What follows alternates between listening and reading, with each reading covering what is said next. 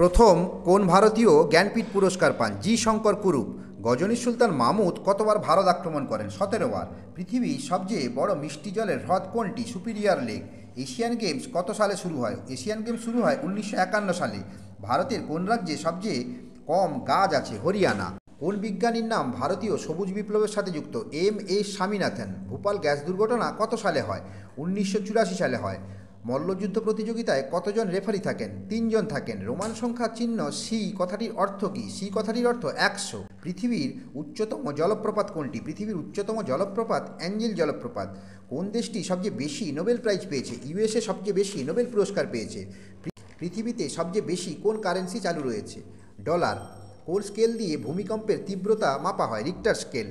অক্টোপাসের কতগুলো সুর আছে? অক্টোপাসের 8টি সুর আছে। কোন দিনটি আন্তর্জাতিক মহিলা দিবস হিসাবে পালিত হয়? 8ই মার্চ আন্তর্জাতিক মহিলা দিবস হিসেবে পালিত হয়। হীরাকুদ বাঁধ কোন নদীর উপর তৈরি হয়েছে? হীরাকুদ বাঁধ মহানদীর উপর তৈরি হয়েছে।